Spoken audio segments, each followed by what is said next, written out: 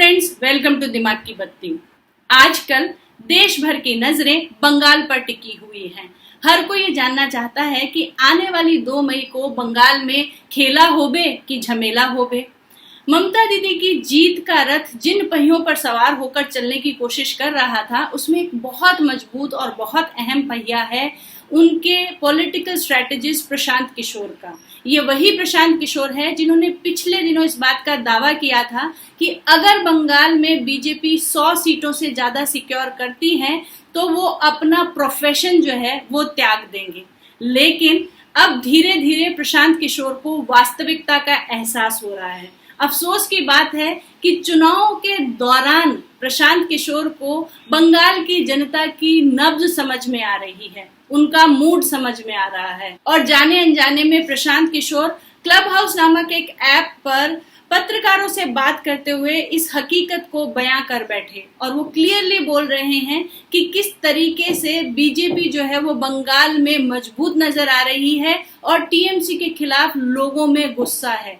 मेरा आप सभी से रिक्वेस्ट है कि इस वीडियो में जो भी कहा जा रहा है प्रशांत किशोर के द्वारा उसको गौर से सुनिए, क्योंकि यहाँ प्रशांत किशोर उन सारे फैक्टर्स को बता रहे हैं जो अल्टीमेटली बीजेपी की जीत का कारण होंगे, क्योंकि बाद में तो इनका ईवीएम का रोना गाना शुरू होने वाला है। तो गौर से सुनिए प्रशांत किशोर ने क्या कहा।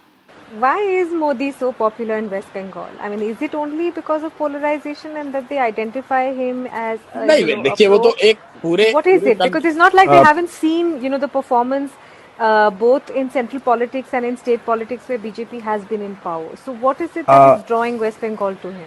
Exactly. प्रशांत, इसी से एक जुड़ा हुआ सवाल ये भी है कि एंटी इनकम्बेंसी, इतना मैसिव इकोनॉमिक क्राइसिस में भी मोदी के खिलाफ एंटी इनकम्बेंसी नहीं है जी, क्योंकि जहां एक चीज आप देखें कि बंगाल में मोदी पहले तो एक बात है कि मोदी का एक कल्ट है जो कि बन गया है पूरे देश में।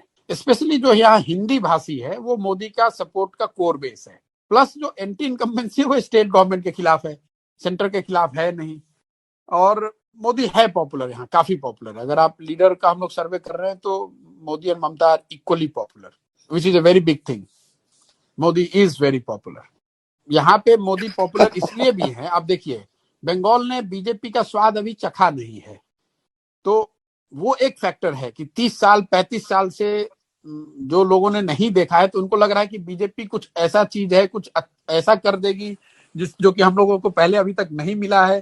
तो वो लड्डू जो टेस्ट नहीं किया है वो वाली बात है कि उसको टेस्ट करना चाहते हैं, उसको लोग जाकर देखना समझना चाह रहे हैं। वो एक फैक्टर है। तृणमूल के खिलाफ गुस्सा है, वो एक फैक्टर है। पोलराइजेशन है, वो एक फैक्टर है। और मोदी की पॉपुलैरिटी है। ये तीनों चीज, उसके ऊपर से फिर बीजेपी की अपनी जो इलेक्टोरल मशीनरी है। लेकिन बेसिक ये 3 चीज ही है। Anti incumbency against Trinamool, that has opened the door for Trinamool BJP, their ability to polarise and SC votes. अगर वोट है तो मोदी के नाम पर वोट है, वोट है तो हिंदू होने के नाम पर वोट है। पोलराइजेशन, मोदी, हिंदी भाषी, एससी, ये फैक्टर है। शुभेंदु चले गए कि प्रशांत किशोर चले आए, उसका कोई वो मुद्दा नहीं है, वो मुद्दा है ही नहीं। मोदी यहाँ पॉपुलर है, हिंदी भाषियों की 1 करोड़ से ज्यादा वोट है, दलित यहाँ पर 27% है और वो पूरी तरह से बीजेपी के साथ खड़ा है। प्लस पोलराइजेशन तो है ही है। People are tweeting about this clubhouse thing and they're saying that Prashant Kishore along with other journalists, we have declared victory of Narendra Modi in West Bengal. Is it open?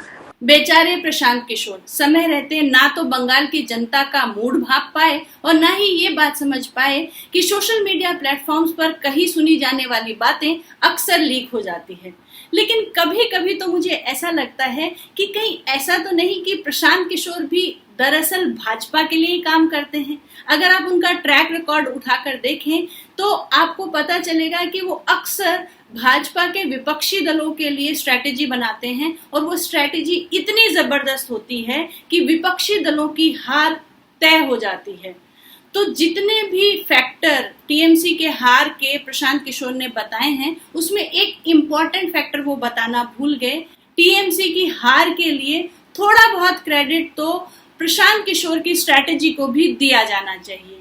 तो इस बार 2 मई को दीदी अकेली नहीं जाएंगी, जाते जाते प्रशांत किशोर को भी साथ लेके जाएंगी। लेकिन आप याद रखिएगा कि बाद में ईवीएम के लॉजिक वाले ये जो झूठे वीडियो और कंटेंट आएंगे उनके झांसों में ना आइए, दिमाग की बत्ती जलाइए।